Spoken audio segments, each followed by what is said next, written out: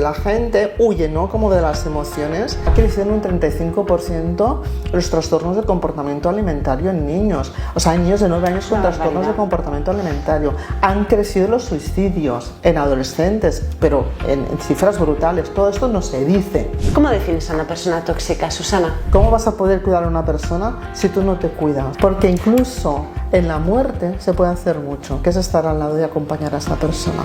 Siempre se puede hacer algo, siempre, incluso en el lecho de muerte, se puede hacer algo. Buenos días a todos, bienvenidos a un nuevo podcast de Farmacia Coliseum. Hoy normalmente hago una pequeña introducción, hoy voy a leer, si Susana me lo permite, el primer parágrafo de su libro y dicen que es a través de las adversidades de la vida cuando adquieres los conocimientos y el crecimiento personal. Ella, sinceramente creo que es una mezcla de todo, si bien es cierto que es de las adversidades de donde he extraído mucho más. ¿Qué te sugiere esta frase, Susana? Me sugiere mi vida. Te sugiere tu vida. Bueno, antes que nada, te voy a presentar por si alguien aún no la conoce. Ella es Susana Munz, graduada en Nutrición Humana y Dietética, naturópata, coordinadora del Grupo de Oncología Integrativa de SESMI y ahora añadimos también máster en Atención Paliativa Integral en Enfermedades Avanzadas. ¿Lo he dicho bien? Sí. Vale. Y autora de este libro, Cuando hasta respirar duele. Bienvenida, Susana. Gracias a vosotros por invitarme. ¿Por tercera vez? Por tercera vez, hoy con un tema que no tiene nada que ver con los anteriores. Pero bueno, que me gusta venir aquí. Mira, yo no sé si es como presentar el libro o el libro es una excusa para poder hablar contigo con calma y desde otra, digamos, en otra órbita de lo que hemos hecho otras veces. Es que cuando se habla de las emociones es muy complicado porque la gente huye, ¿no?, como de las emociones. Es como... Yo creo que hay como unas creencias limitantes a nivel global o mundial de que cuando una persona quiere manifestar sus emociones lo vinculan como a ser vulnerable, ¿no? Porque es como te van diciendo, no llores, sé fuerte, no pasa nada, tira adelante, esto se supera.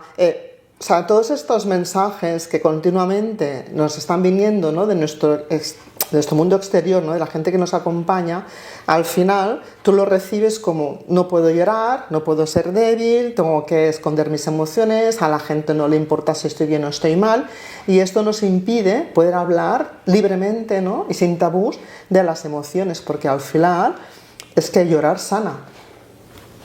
Pero sana, o sea, fisiológicamente, realmente, no tanto también emocionalmente, sino es que hay 3 tipos de lágrimas, ¿no? Y las lágrimas que se lloran, que se llaman, el tercer tipo son las emocionales. Cuando tú lloras, es que se descargan, todas esas hormonas del estrés se liberan y se descargan, y eso hay estudios que lo avalan. Entonces, hay que aprender también a expresar las cosas, ¿no?, desde el sentir, a expresarlas, no a vomitarlas, porque ahí hay una diferencia. Es que fijaos, incluso en una charla que tendría que ser más emocional, ya he metido el que hay estudios que avalan.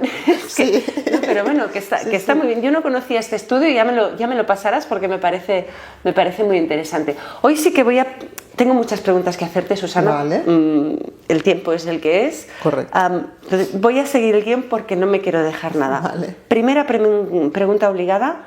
El título del libro es Cuando hasta respirar duele. ¿Respirar puede doler, Susana? ¿Estamos hablando de un dolor físico? Sí, estamos hablando de un dolor físico. Las emociones, o sea, la gente en un certificado de función no te va a poner se muere de pena, se muere de nostalgia, no, pero las emociones es algo que tú tienes dentro, interno, y realmente hay emociones muy profundas que duelen. Entonces este título viene porque a mí me ha pasado, yo lo he vivido, yo he vivido una experiencia muy, muy dolorosa en mi vida y era como Uf, y eso solamente muchas personas dicen, ostras, sí es verdad, ¿no? Es aquello, porque es como muy del diafragma, ¿no? De hecho, hay muchas liberaciones que he hecho masajes, he estudiado un montón de cosas, y había como el reversing que se llama, que se trabaja mucho apretando esta zona, porque en esta zona diafragmática se bloquea mucho las emociones que la gente, por emociones de dolor, de dolor profundo. Entonces haces esa técnica, vas haciendo así, y luego lo sueltas de golpe, y la persona hace ¡oh! Y libera. Entonces empieza a llorar y a llorar, porque hay personas que no se permiten llorar, ¿no? Y entonces es como, y eso duele. Y de hecho, cuando vienen personas en la consulta, digo, bueno, les toco aquí y saltan. Digo, estás fatal, porque duele. Respirar, la emoción, sí. No es tanto el sentido de respirar, sino la emoción que tienes acumulada, sobre todo en la parte de esta diafragmática. ¿No? Haces así, es que no te entra en el aire. Sería como cuando, ahora me ha venido, al explicarlo así, es como cuando tienes una contractura muscular. Sería como una contractura emocional, podríamos llamarlo. Podríamos llamarlo, sí, ¿no? Sí, es como, claro, tal como lo has explicado. Sí, es la contractura emocional, sí. Lo que pasa, claro, es que el título del libro es como ¡guau! Y la verdad que tampoco no es un libro que hable mucho de dramas, ¿no? Sino que es un libro y dices, vale, yo creo que la experiencia es un grado de crecimiento personal en función de qué haces tú con esa experiencia que has vivido, ¿no? De la manera en que tú la gestionas, la manera en la que tú haces, la manera en que tú te sirves de esa experiencia, te sirve para ese crecimiento personal. Entonces hay muchas herramientas. Entonces en este libro también hablo de las herramientas, ¿no? De cómo puedes enfocarlo, de cómo lo tienes que hacer, de cómo lo puedes gestionar, de cómo lo puedes identificar. Entonces es más como un libro de autoayuda, pero que si tú lo has pasado, ya no dices, bueno, puedes ser más o menos empática, pero si a mí se me ha muerto mi madre de una manera muy bestia, muy brutal, yo puedo, como lo he vivido yo y sé lo que es la pérdida de una madre, yo puedo entender a otra persona que ha perdido la madre. Otra cosa es que yo lo iba de una manera, esa persona lo iba de otra manera y lo gestionemos de manera diferente. Pero el dolor de orfandad, cuando ya no tienes ni padre ni madre, eso o lo vives o no lo sabes. Y más cuando tienes una relación que mi madre es más mi amiga que mi madre, ¿no? Aunque nos peleáramos, aunque nos dijéramos de todo, aunque no sé qué, aunque no sé cuántos, ¿no? Al final, pero yo sé lo que es ese sentimiento de vacío existencial y de orfandad, ¿no? Y lo puedo entender. Este sentimiento, antes de seguir, este sentimiento de orfandad, ¿se queda contigo para siempre? El sentimiento se queda, lo que pasa es la gestión que tú haces de ese sentimiento. O sea, lo que no puedes hacer es estar siempre en víctima, ¿no? Entonces cada uno pues tiene sus herramientas. Entonces a mí, mi herramienta me ayuda a que creo que hay vida más allá de la vida. Entonces ahí cada uno ya con sus creencias. En el prólogo ya, es que es un libro, a ver, es chiquitín, yo lo he leído, antes se lo decía, tres veces, ¿vale? Primero cuando me lo regalaste y me lo dedicaste, cosa que me hizo mucha ilusión. Después cuando intentamos quedar repaso para hacer esta charla, pero al final por agendas y así no pudimos. Y ahora otra vez otro repaso para volver a preparar. Y te podrás creer que es que cada vez he sacado lecciones diferentes. No sé si es porque era en el momento de lectura o no sé, y cada vez iba apuntando cosas que te quería preguntar. Y ya en el prólogo, nos propones cambiar la eterna pregunta que nos hacemos siempre de ¿por qué? A ¿para qué? ¿Qué diferencia hay en esto, Susana? Para mí es mucha diferencia. ¿Por qué? Cuando tú dices, y te voy a poner un ejemplo, ¿no? Un ejemplo, no lo voy a poner dramático, voy a poner otro ejemplo. Dices, bueno, viene una persona y dices, me quiero comprar este chalet. Y tú dices, ¿y por qué? Pues porque este chalet también me va a promocionar, bueno, un estatus, ¿vale? ¿Y por qué quieres este estatus, no?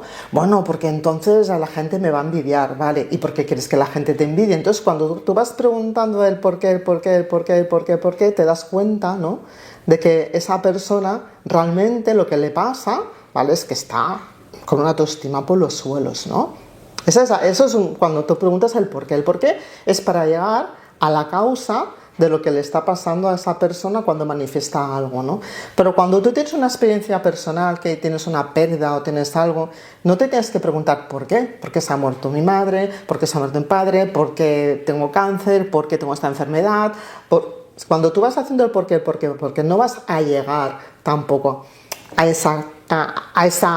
al origen, ¿no? Pero si tú dices, vale, en mi caso, preguntarme el para qué me ha servido un montón. Pues a mí me ha servido las enfermedades de mi padre para poder investigar, aprender, leer y para ver de que había como una falta de atención y de acompañamiento en esas personas, ¿no? Porque en mi casa, aparte del cáncer, también hemos pasado por Alzheimer, bueno, por muchísimas cosas, ¿no? Entonces a mí me ha ayudado no estar en el plan de víctima, porque al final es como, ¿sabes? Estás ahí con un ventilador y no sales. Entonces, vale, muy bien. ¿Y esto? A mí, ¿de qué me tiene que servir, no? ¿Para qué me ha pasado a mí esto? Entonces, cuando tú llegas o por lo menos, que yo no digo que sea fácil, ¿eh? No, pero fácil claro, no a mí es. esto me ha ayudado pues a estudiar desde auriculopuntura, las flores de Bach, el acompañamiento emocional, hacer el máster, o sea, toda mi vida, desde que a mi padre con 51 años le dio un derrame y quedó infantil, tuve yo que hacerme cargo de toda mi casa. A partir de ahí ha sido todo un proceso de aprendizaje. Dices, vale, de esto tengo que sacar algo bueno. Y lo bueno es que, bueno, pues que ahora creo que ya tengo la experiencia, la sabiduría para poder hacer un buen acompañamiento a mis pacientes. ¿No? Y divulgar toda esta experiencia propia que siempre es una ayuda para los demás. Hablas de la resiliencia, de hecho, es un libro sobre resiliencia también. Resiliencia, sí. Es una palabra que últimamente se habla mucho, igual que empatía, como crecimiento personal, inteligencia emocional, y a veces las confundimos. ¿Qué es exactamente la resiliencia emocional? Vale, yo no... Claro, decir exactamente lo que es complicado, entonces sería como yo la entiendo o como yo la veo, ¿no? Porque me gustaría hablar de resiliencia, de aceptación y resignación, que son cosas muy diferentes. Cuando tú te resignas, es como tirar la toalla. Esto es así, no puedo hacer nada, tiro la toalla. Eso es una resignación que no te va a llevar a nada, ¿vale? Cuando tú aceptas, la aceptación está como más vinculado a la resiliencia. Dices, vale, me ha pasado esto, acepto que me ha pasado esto y a partir de aquí, ¿qué es lo que yo puedo hacer, ¿no? Para gestionar esta situación? La situación la vas a tener igual, pero la manera en que la gestionas no. Entonces, cuando tú te pegas una hostia, un batacazo y estás ahí como, madre mía, ¿y ahora qué, no? En un lugar como que no ves luz, que todo es oscuro, tienes dos cosas, o resignarte y acabar hundida y que soy víctima de todo y no aceptar las responsabilidades que te pertocan, porque eso es otra cosa, que la gente todos los demás tienen la culpa de lo que me pasa a mí. Pues quizás no, ¿eh? ¿Vale? Pero cuando estás en ese hoyo tan profundo, en lugar de resignarte, porque no lo aceptas y dices, vale, estoy aquí, ¿y ahora qué? ¿No? ¿Para qué estoy aquí? ¿Qué es lo que puedo sacar? Y de ahí pues sacas, ¿no? Es como, vale, pues me vuelvo otra vez como a... como volver a nacer, ¿no? Como hacer, vale, pues o transformar, ¿vale? Pues yo me transformo, transito por esta experiencia y a partir de aquí voy a aprovechar esto, ¿no? Para hacer algo, aprovecho. Eso para mí es como la resiliencia, ¿no? Aprovechar estas situaciones, pero como un aprendizaje de la vida y a partir de aquí tirar para adelante, pero con ese aprendizaje. No sé si me he explicado lo has bien. Explicado, perfecto.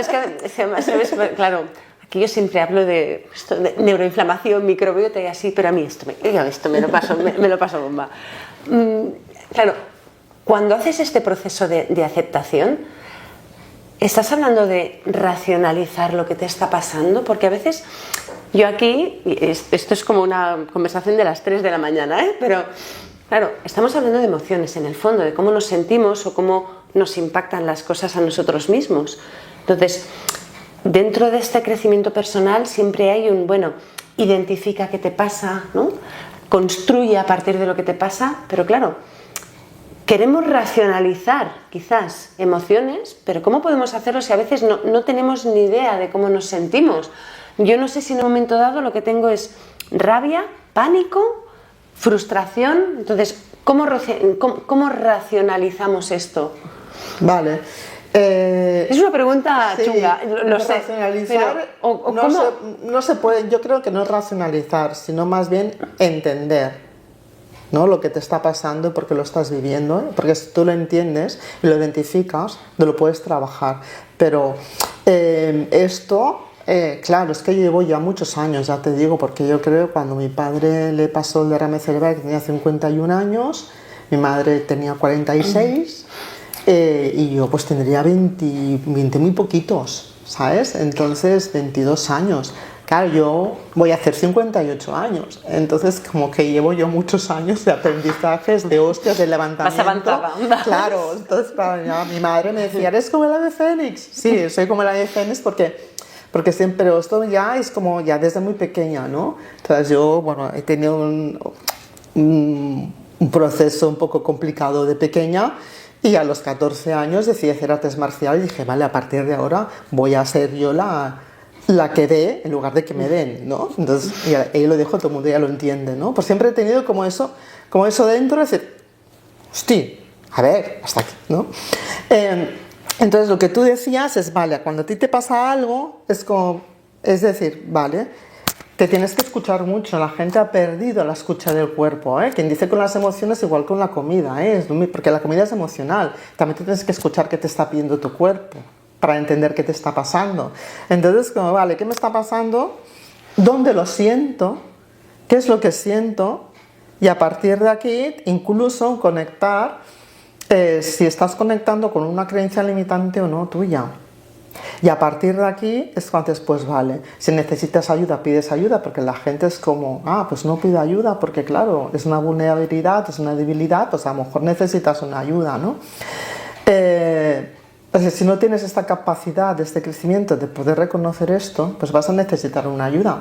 Porque hay pacientes que vienen a la consulta y les digo, es que no me expliquéis nada, porque al final te empiezan a explicar el de esto, el otro, no sé qué, no sé cuántos, pero no llegas a profundizar realmente, ¿no? ¿Qué le pasa a esa persona?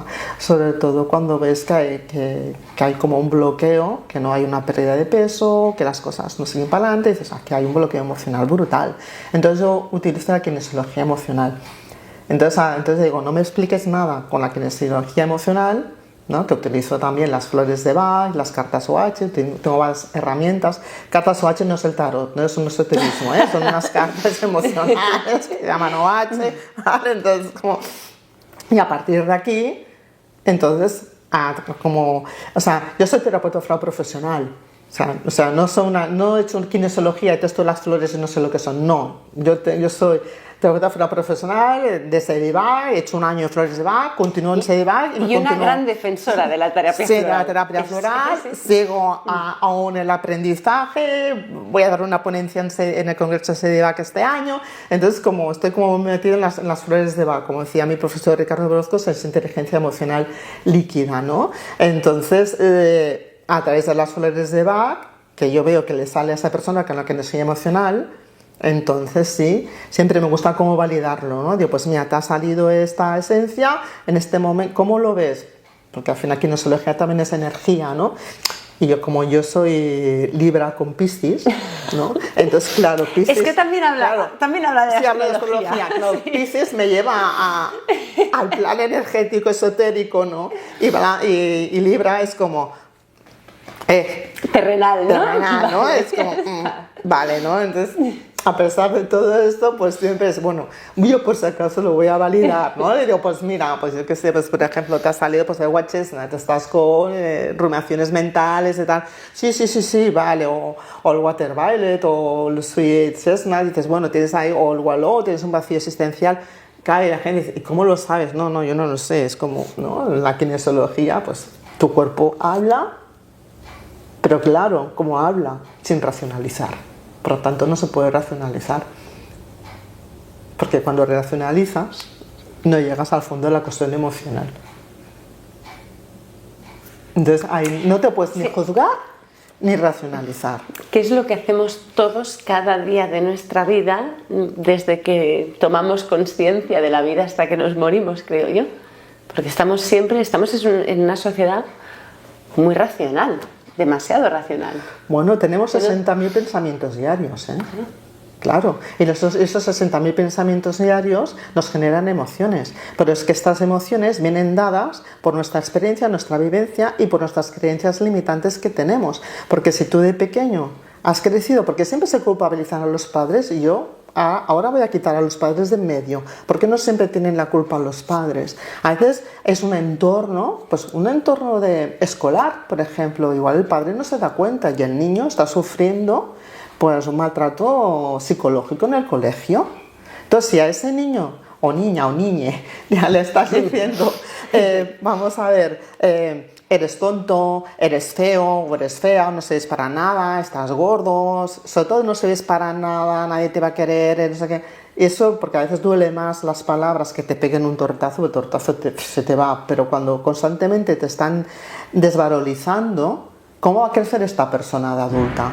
Va a creer, ¿no? De adulta va a pensar que es una mierda, que no sirve para nada. Y cuando esté trabajando en equipo, o cuando tenga algo, o cuando se le ofrezcan a un cargo de gestionar un grupo, dirá, ¿cómo lo voy a gestionar? Si es que yo no sirvo para nada, porque está constantemente, ¿no?, conectando con esa creencia limitante de cuando era pequeño. Si la persona es consciente de esto, dices, bueno, a ver, ya tiene ese crecimiento personal, tira para adelante, pero a veces incluso son cosas que son tan heavy como que se quedan como escondidas, ¿no? Y no eres ni bueno, esto no eres consciente. Claro, no eres consciente. Esto en la kinesiología emocional se le llama muro escondido en el corazón. Cuando detectas que tiene un muro escondido en el corazón, es que hay una emoción que la tiene tan escondida que no es ni consciente, que incluso puede ser heredadas de la madre cuando estaba embarazada de la persona. Pero bueno, eso ya sería otra historia, ¿no? Pero claro, eso con kinesiología se ve, y entonces, bueno, pues ahora ya me he liado. Entonces no. El tema es este, ¿no? Que tú tienes 60.000 pensamientos que van vinculados a las emociones y que las emociones se generan en todo este proceso, ¿no? Que incluso de creencias limitantes que no eres ni consciente. Por eso, ante una misma situación, las personas actúan y responden de diferentes maneras porque dependen de todo esto. Fíjate, ahora me ha venido otro símil, igual que he dicho antes, con lo de las contracturas emocionales. Claro, nos preocupamos mucho por los críos del calendario vacunal, las infecciones, y no nos preocupamos de esos virus emocionales, vamos a llamarlo así, que entran y se quedan para siempre y ni lo sabemos. No, y sobre todo... Esto es grave, sí. Susana. Hombre, mira, yo hace muchísimos años, creo que fue en el 2013, yo no trato niños primero porque no puedo, porque yo hago mucho oncología y yo ver a un niño que está pasando un proceso oncológico a mí es algo que yo no lo puedo gestionar bien y por lo tanto pues no. Y no soy pediatra. Yo creo que para estar con niños tienes que ser pediatra, porque los niños son muy hiperactivos y hiperreaccionales en cosas que tú les puedes dar. Es un peligro si no eres pediatra, pero eso es una opinión mía personal, también, lo digo igual, es eso, ¿no? Que soy muy prudente en estas cosas, ¿no? Pero en esa consulta que estaba en el 2013, pasando consulta, me vino una madre monoparental, era la madre con la niña, ¿no? Que dormían juntas y todo esto. Entonces era como la niña se hacía pipí por la noche y todo esto. Y entonces le dije a la madre, bueno, no me acuerdo si hablé con la niña solas o con la madre. El caso es que quería averiguar qué le pasaba a esa niña, ¿no? Porque se hacía el pipi por la noche. Entonces empecé a hablar y me empezó a decir, es que tengo miedo. Entonces le dije, vale, entonces pues mira, pues yo tengo miedo a esto, le expliqué mis miedos, mis fobias, tal. Dije, ahora explícame tú. Me dice, es que yo tengo miedo a los zombies vivientes. Y yo, pero estoy hablando de una niña, a lo mejor tenía como 9 años, así, y del año 2013, ojo, Y digo, ¿zombies vivientes? Dice, sí, a mí me dan miedo los zombies vivientes y además que sean payasos.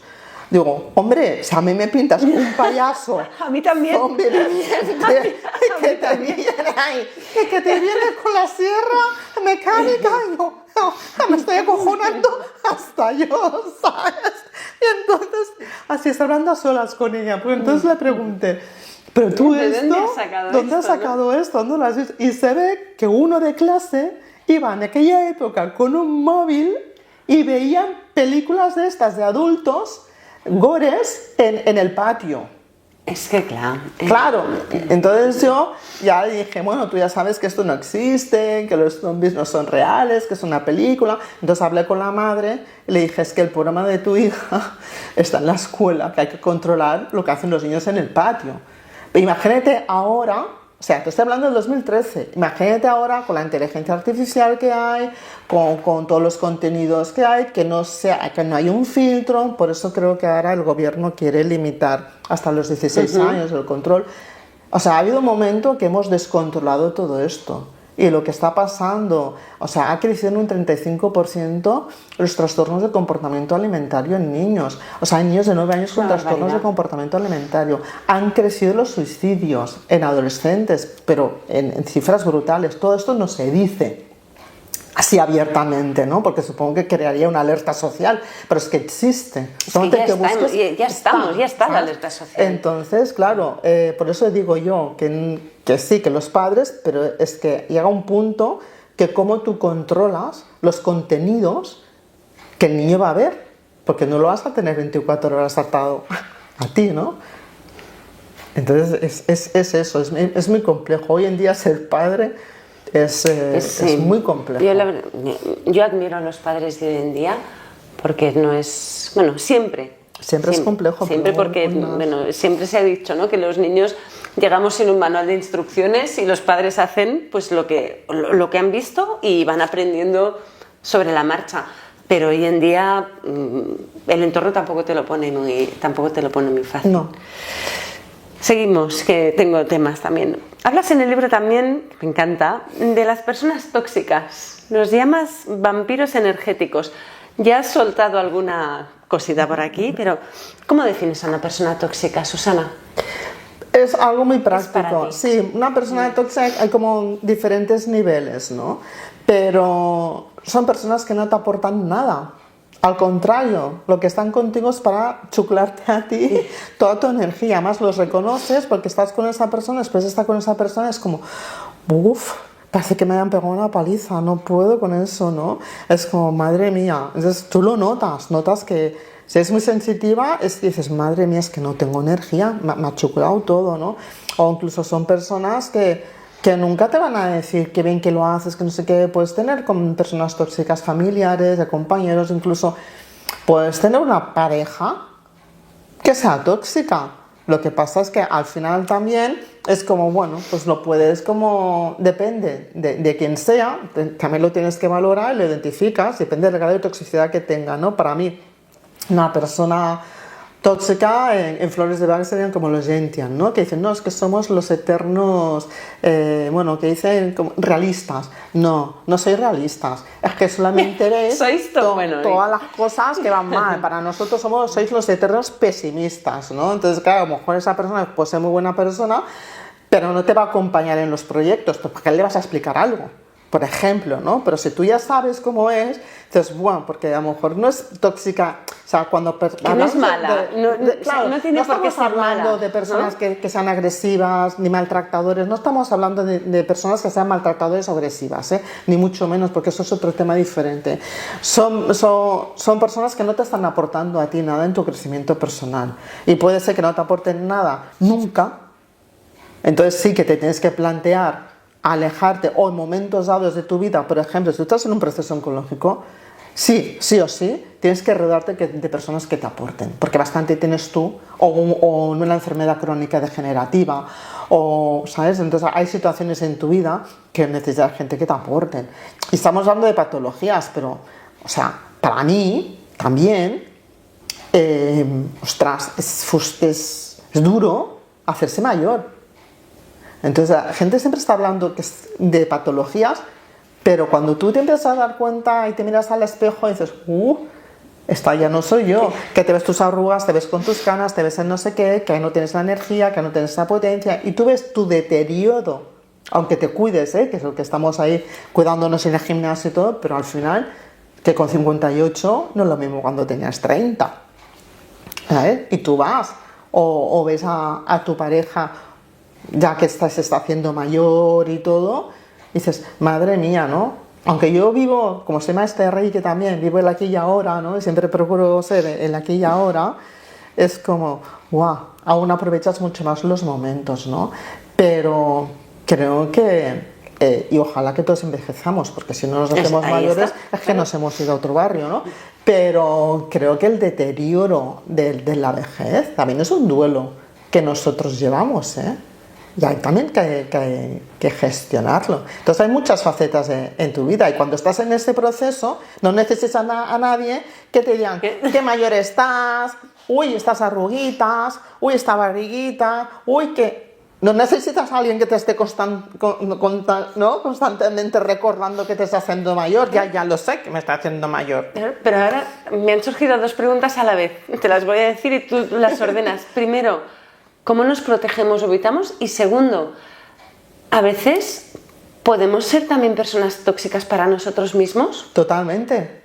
Porque claro, estos son los pensamientos tóxicos. Claro. Hay porque personas él no tóxicas. Puede ser, no sé qué, muchas veces eres tú misma que son los pensamientos tóxicos, pero yo creo que los pensamientos tóxicos también están como muy vinculados a las creencias limitantes. Entonces, si tú eres consciente, lo puedes gestionar. ¿Sabes? Es muy importante que yo siempre digo, bueno, yo pongo un ejemplo mío, ¿no? Y a mí ir al gimnasio no me gusta, pero es que dices, bueno, es que tienes que ir, porque tienes que muscular, porque te va bien, ¿no? Porque cuando ya estás con la menopausia, no tienes los estrógenos, etcétera, sí o sí tienes que ir al gimnasio, tienes que hacer ejercicios de fuerza combinado con cardio, te tienes que alimentar bien y tienes que estar fuerte, porque quiero envejecer con calidad de vida, ¿no? Y no necesitar a nadie cuando sea mayor, ¿no? Claro, pues cuando yo me voy al gimnasio, empiezo, venga, que tú puedes.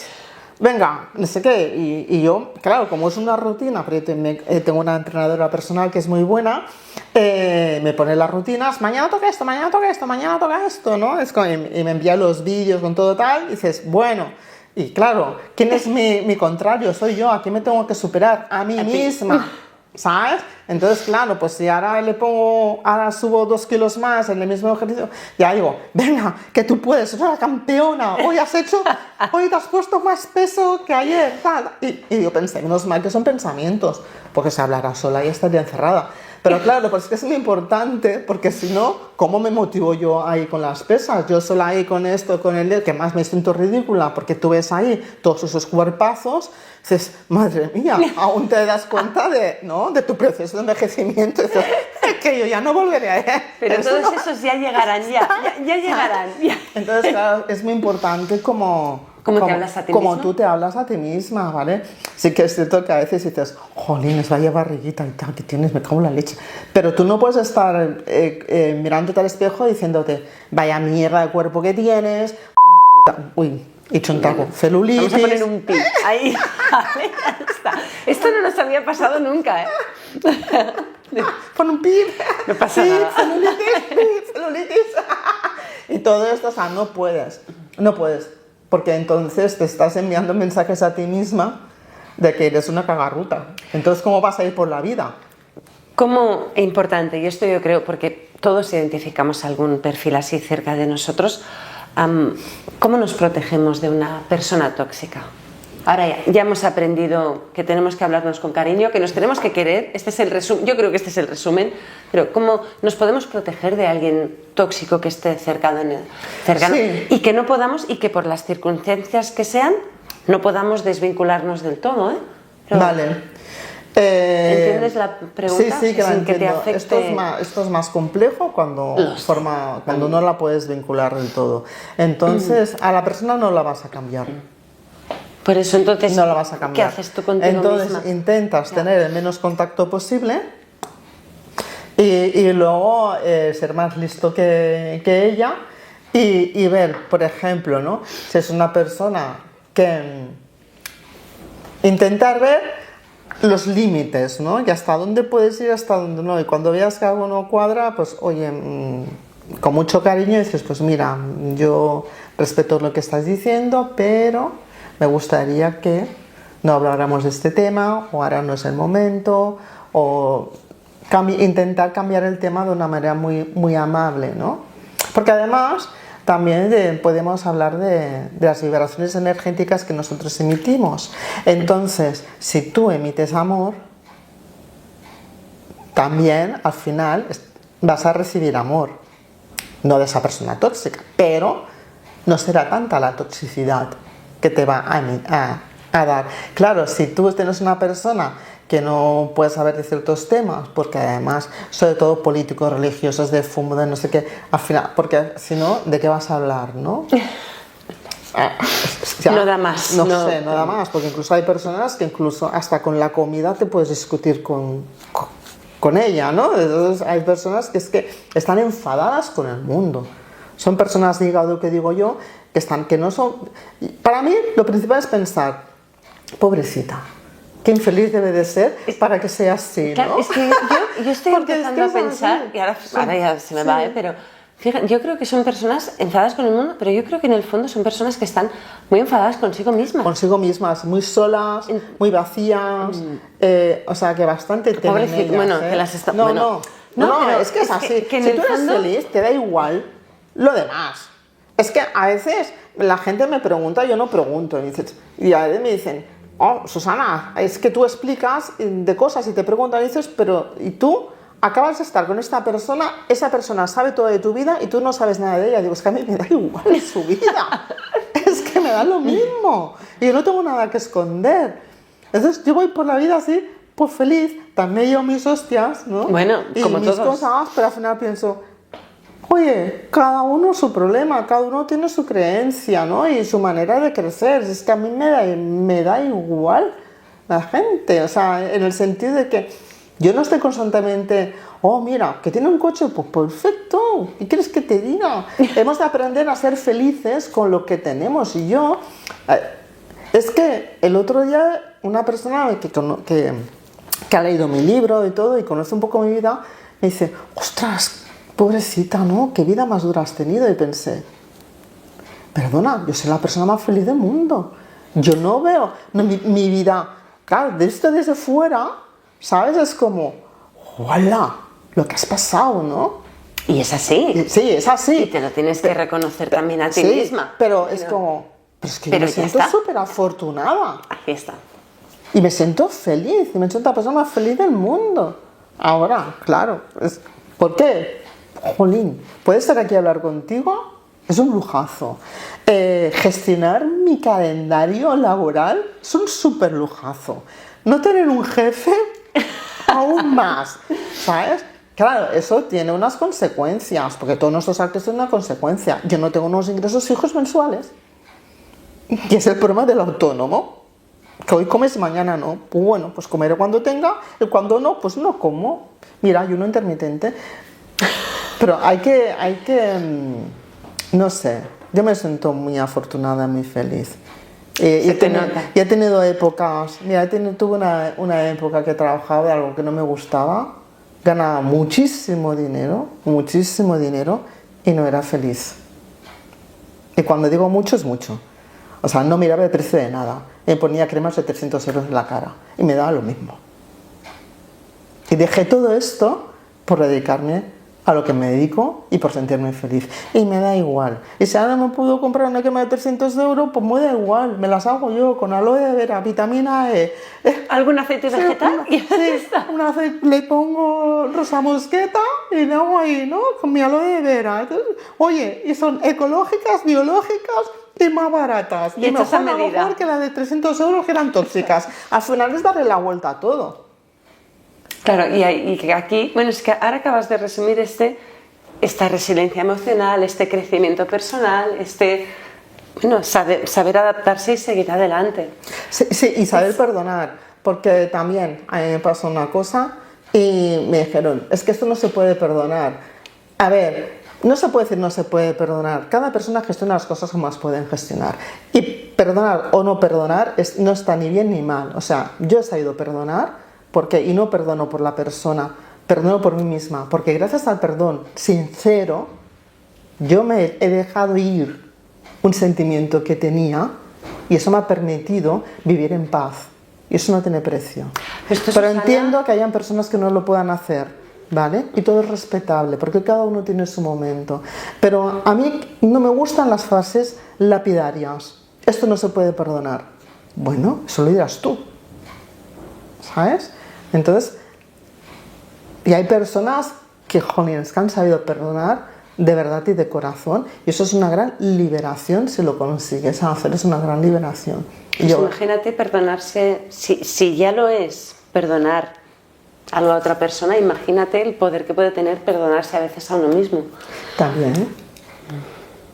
También, sí. Yo creo que eso forma parte del crecimiento y poder hablar no desde la rabia, desde el rencor ni desde el victimismo. Al final somos responsables nosotros de nuestra vida.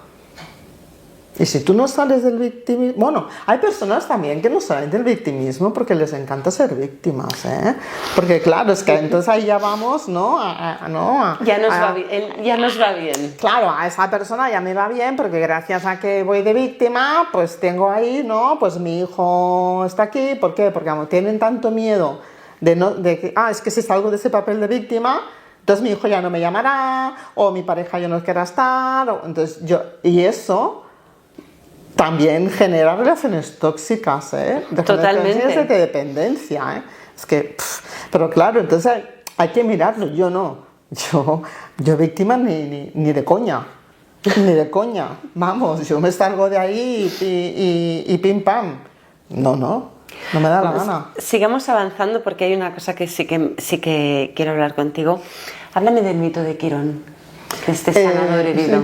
Sanador herido, sí. Esto es como reflejo de los cuidadores. Entonces en el libro también hablo de los cuidadores. Para tú poder cuidar a una persona te tienes que cuidar a ti mismo. Tú no puedes cuidar a una persona que está en un proceso de una enfermedad larga, crónica, si tú vas cansado, si no estás bien, si no estás bien a nivel emocional. ¿Cómo vas a poder cuidar a una persona si tú no te cuidas? Entonces hay que saber los límites también, ¿no? Y hay que entender de que cuidarte no es dejar de cuidar al otro, ¿no? Porque entonces hay personas que dicen, pero con lo mal que está, normalmente son familiares, ¿no?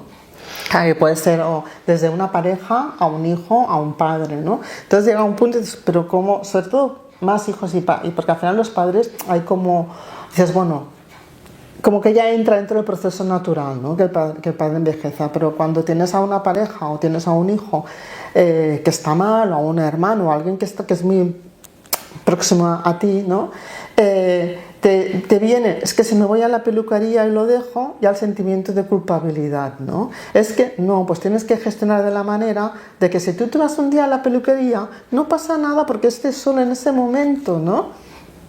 Entonces, y te vas a sentir mejor porque es tu espacio. Entonces, dentro del cuidado tienes que encontrar tu espacio para tu autocuidado. Y el autocuidado es lo que se deja muy al lado, ¿no? Entonces, claro, es como, verás, pues estas conversaciones yo las tenía mucho con mi madre. Porque es que mi madre reventó, literalmente. Sacaba sangre, vomitaba sangre y sacaba sangre por arriba, por debajo, porque del estrés de mi padre, que tuvo un derrame cerebral, quedó infantil, que ya lo he dicho, y de mi abuela con Alzheimer, y como mi madre era de la época que yo puedo con todo, decía, no, es que la Yaya tiene que ir a un centro de día, mamá, tenemos que buscar esto, ¿no? Porque yo hablaba mucho con mi madre, y cuando reventó y entró en el hospital dije, mamá, ¿y ahora qué? Sí, tienes razón, digo, ¿te das cuenta de que si tú no te cuidas, todo lo que gestionas? Pues tuve que dejar de trabajar para encargarme de mi padre, de mi abuela, de mi madre. Digo, es que al final, o sea, por tu tozudez de yo puedo y yo no pasa nada, al final nos has metido a todos en un embolado. Tú estás en el hospital, los otros por ahí, mi padre se me escapaba. Pero bueno, yo como vivía en Pueblo Nuevo, que es donde tengo ahora mi consulta, y antes Pueblo Nuevo era un pueblo que había campos de fumba, que había de todo, iba por la calle y decía, ¿habéis visto a mi padre? Ya está, sí, ya te conocía. Estaba ahí, O sea, era como un pueblo, ¿no? Pero, claro, entonces no hace falta, porque siempre tenemos que llegar a extremos tan heavy para darnos cuenta de lo que tenemos que hacer. Pues no hace falta. Ya sabes que te tienes que cuidar, ¿no?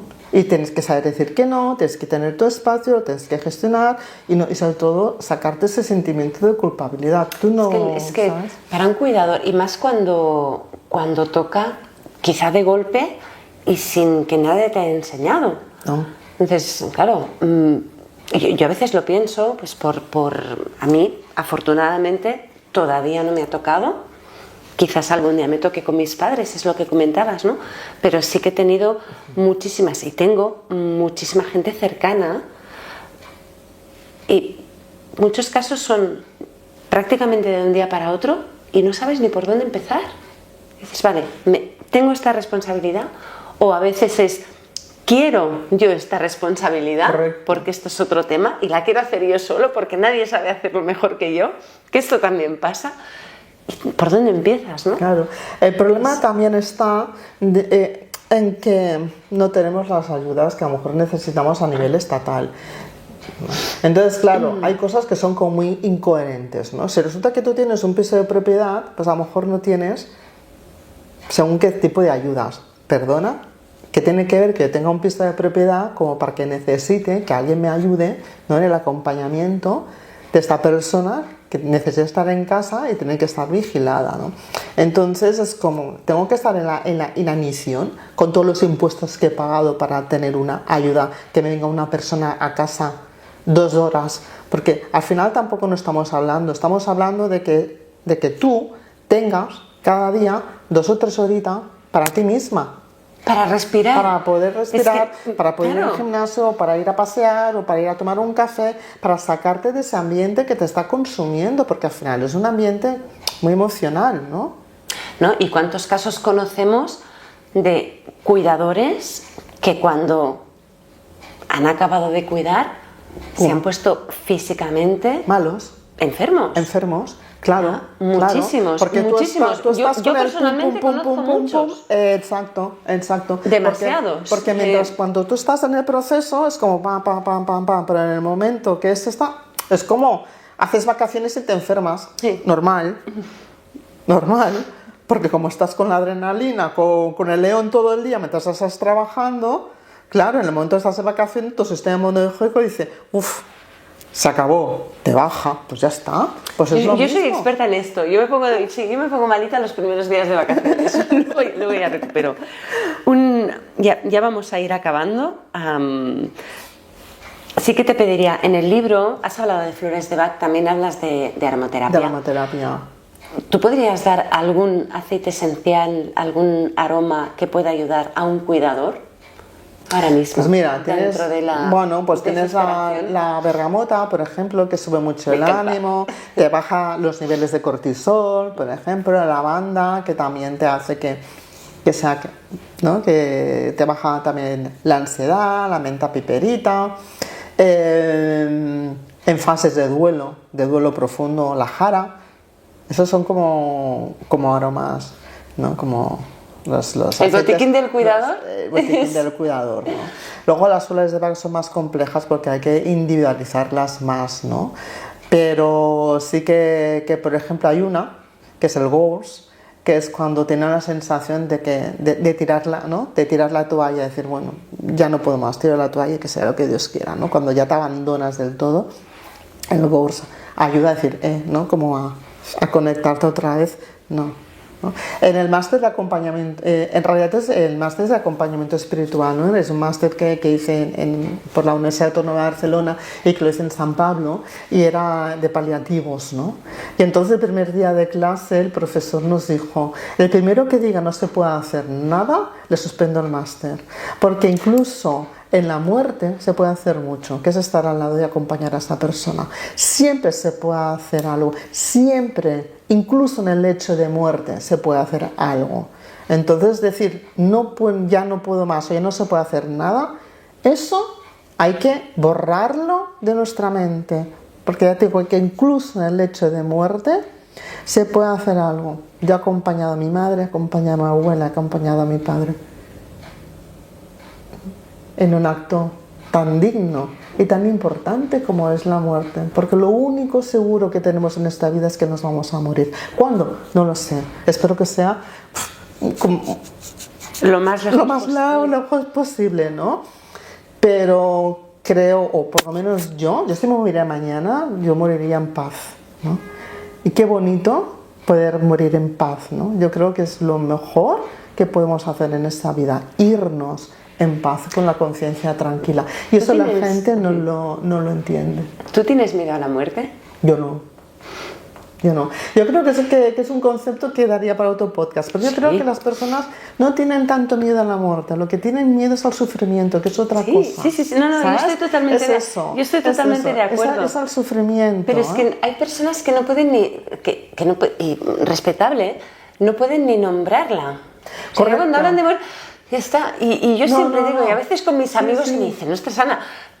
Bueno, claro, ¿no? Porque yo no tengo miedo a morir. Yo tengo miedo a pasarlo mal, a sufrir, a quedar inconsciente y no poder, por ejemplo, o que no sepan la gente qué hacer con mi cuerpo en ese momento cuando yo estoy yéndome, ¿no? Pero a la muerte... Por eso tenemos el testamento vital, ¿vale? Yo tengo el testamento, bueno, todo esto, pero... ahora te quería... Se nos está yendo de Susana.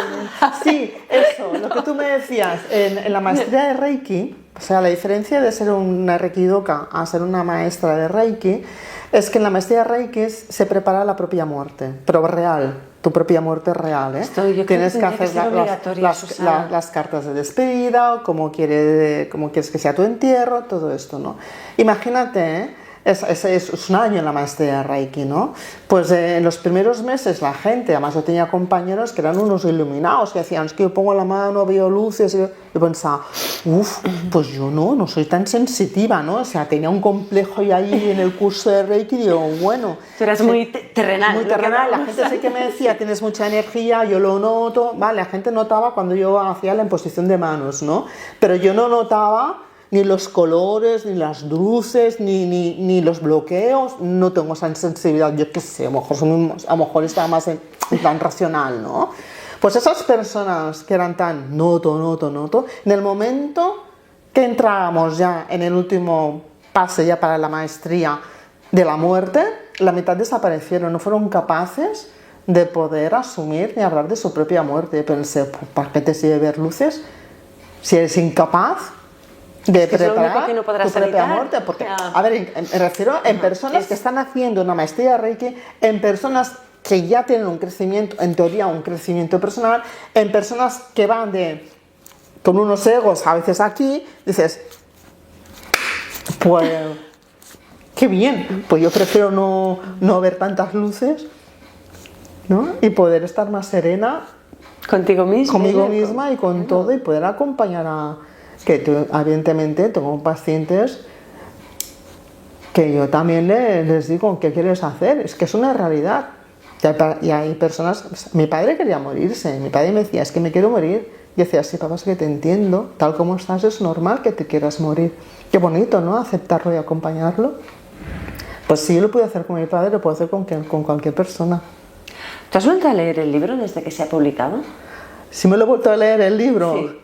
Una vez. ¿Tú te has leído entero el libro? Una vez. Y que te gano, ¿eh? Pero sí me ganas, pero claro, como es todo a mí, como es mi vida, es como... Y cuando lo cogiste y lo leíste y así encuadernado, ¿qué sensación te dio? Hay párrafos y hay cosas que, porque me voy a engañar, alguna lagrimita me saltó, sobre todo cuando puse ahí, ¿no? el escrito que nos hicieron hacer en el máster de Cecil Downers. Entonces ahí en ese escrito, ¿no? Que se habla del dolor total, ¿no? Ahí sí, ahí es como, más que lagrimitas, ahí sí que conectas con eso, ¿no? Es mierda.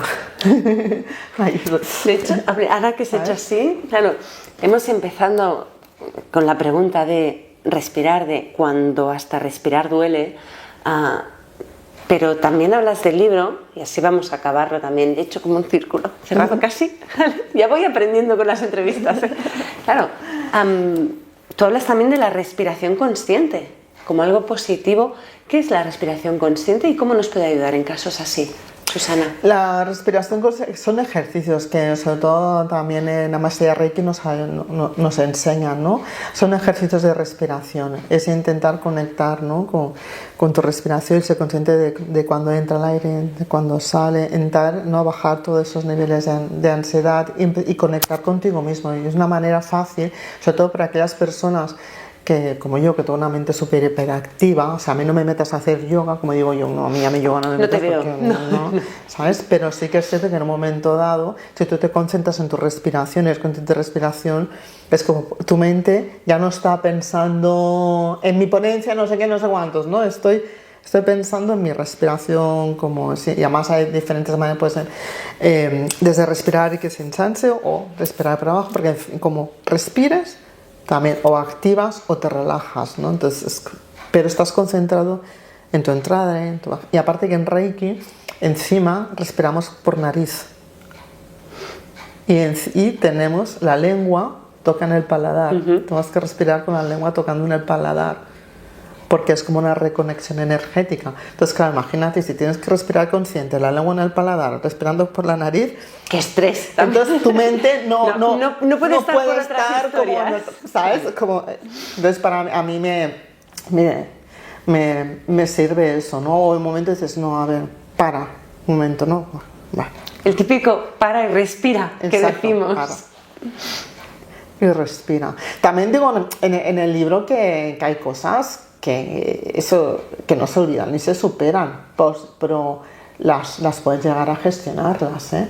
O sea, no todo es, no, yo la muerte de mi madre, que fue tan bestia y tan brutal, que además le tuve que decir yo a mi madre que se moría, porque los médicos no estaban con morfinas, el médico no se atrevía a decirle que hoy te mueres, que le tuve que decir, mamá, despídete que hoy te mueres, lo tuve que decir yo.